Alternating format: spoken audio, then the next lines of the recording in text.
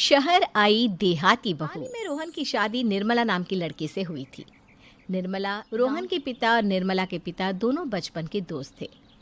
उन्होंने कर लिया था कि दोनों बच्चों के बड़े होते ही उनकी शादी करवा देंगे। बहू बनाकर इसलिए घर ले आते हैं। निर्मला अपने साथ अपनी गाय भी लेकर आ जाती है और उसे घर के आंगन में बांध देती है। अरे ये क्या माँ, भाभी तो गाय भी लेकर आई है हमारे घर। हाँ बेटा, तू ठीक कहती है, लेकिन क्या करूं मैं, तू तो जानती है तेरे पिता किसी की नहीं सुनते। अरे ये क्या निर्मला, तुम अपने साथ मिलावटी दूध मिलता है ना, लेकिन मुझे तो रोज ताजा दूध पीने की आदत है।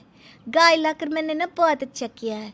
अब हम सब तो रोज ठीक है, लेकिन तुम ध्यान रखना कि तुम्हारी गाय की वजह से आस पड़ोस के लोगों को कोई हाँ हाँ, मैं सब देख लूंगी, आप चिंता ना करें। कुछ दिन बीत जाते हैं। चल बहू, आज हमें बाजार से सब्जी खरीदने जाना है। उसके बाद सुनीता निर्मला आती है। सब्जी के महंगे दाम देखकर निर्मला के तो हो क्या अम्मा जी, 1000 रुपए की सब्जी? अब क्या करे बहू, शहर का तो यही हाल है। ना ना ना, मैं इस तरह पैसों की बर्बादी बर्दाश्त नहीं कर सकती। अब से ना हम इस बाजार से सब्जी नहीं। निर्मला घर के आंगन की मिट्टी खोद कर वहाँ तरह तरह की सब्जियां लगा देती है। अरे काव्या, तेरी भाभी तो बहुत अजीब है, बना कर रख दिया।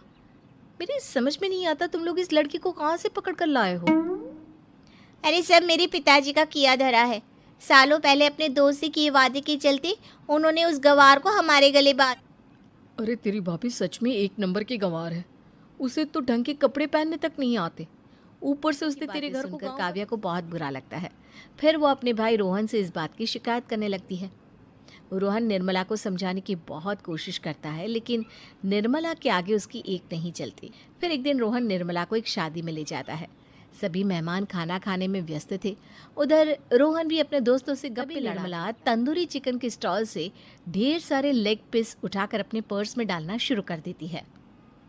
घर जाने के बाद इसे फ्रिज में रख दूंगी और कल सुबह मैं चीज़ सिखाऊंगी। फिर खाना खाने के बाद दोनों पति पत्नी वहाँ से जाने लगते हैं, लेकिन तभी दुल्हन का भाई उन्हें रोक लेता है। अरे ये सब क्या है? मैंने यहाँ खाना खाने के लिए सबको बुलाया था, खाना चोरी करने के लिए नहीं। तुमने पर्स में जो चिकन के लेग पीस छुपा रखे ना, चलो बाहर दुल्हन का भाई फौरन निर्मला से पर्स छीनकर सारे लेग पीस बाहर निकाल लेता है।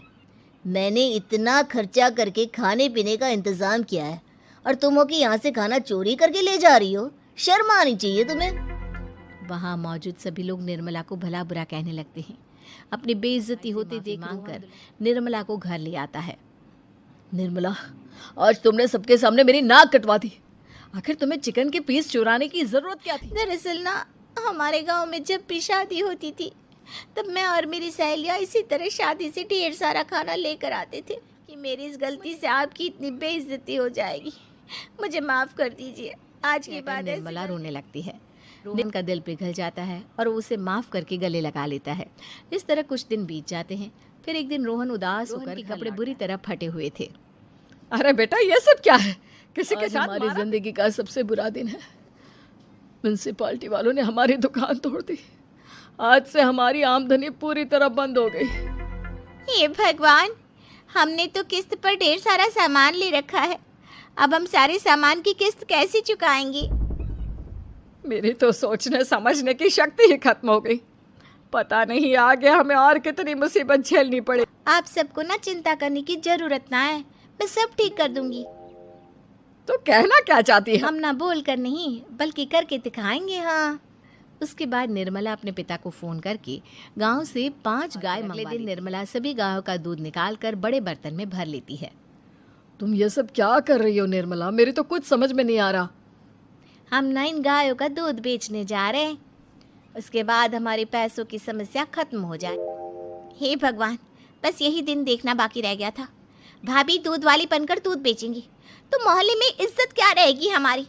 सभी लोग हमें तरह तरह के ताने मारेंगे। आप ना ऐसी बेकार की बातें ना करो काव्या जी। जब जेब का पैसा और पेट की रोटी छिन जाती है तो इंसान पहले अपने और अपने परिवार के बारे में सोचता है। और वैसे भी जिस काम से हमारा घर चले उसकी कभी ना बुराई नहीं। फिर निर्मला दूध के 2 बड़े बर्तन साइकिल के दोनों तरफ लटकाकर मोहल्ले में घूमने लगती है। दूध ले लो, दूध ताजा ताजा दूध ले लो। तभी निर्मला के पास कुछ औरतें आती हैं। अरे तुम तो सुनीता की बहू हो ना, तुम इस तरह सड़क पर दूध क्यों बेच रही हो? निर्मला उन दोनों औरतों को अपने घर के हालातों के बारे में सब बता देती है। देखिए, मैंने ना अभी अभी गाय का ताज़ा दूध निकाला है। आप सब तो रोज पैक पीती हो, आज गाय का ताज़ा दूध पी कर देखिए, इसकी ना बात ही हाँ बहू, मुझे तुम्हारी बात समझ में आ गई। लाओ मुझे 2 लीटर। की बाकी औरतें भी निर्मला से दूध खरीदना शुरू कर देती है। निर्मला सारा दूध बेचकर ढेर सारे पैसे इकट्ठे कर लेती है। उसके बाद निर्मला घर जाकर सारे पैसे अपनी सास को पकड़ा देती है। अरे बहू, इतने सारे पैसे! सच में तेरा आइडिया तो काम कर गया। अरे माँ जी, आप तो बस देखती जाइए, कुछ ही दिनों में मैं अपने घर की सारी समस्या खत्म कर फिर अगले दिन से निर्मला गायों के गोबर से ढेर सारा शुरू कर देती है। निर्मला को पैसे कमाते देख रोहन के अंदर भी हिम्मत आ जाती है और वो भी दूध बेचने का फैसला करता है। निर्मला के कहने पर उसके पिताजी कुछ और हैं। इस तरह दोनों पति पत्नी मिलकर दूध बेचना शुरू कर देते हैं। कुछ ही महीनों में उनका दूध का व्यापार खूब फल फूल जाता है। इसके चलते रोहन एक बड़ी दूध की डेयरी भी खोल लेता है। पिताजी, जब आपने निर्मला से मेरी शादी करवाई थी तब मैं मन ही मन आपको कोसा करता था, लेकिन आज मेरी समझ में आया। हाँ बेटा, तू ठीक कहता है। हमारी बहू ने तो हमें उजड़ने से बचा लिया। भगवान ऐसी बहू सबको दे।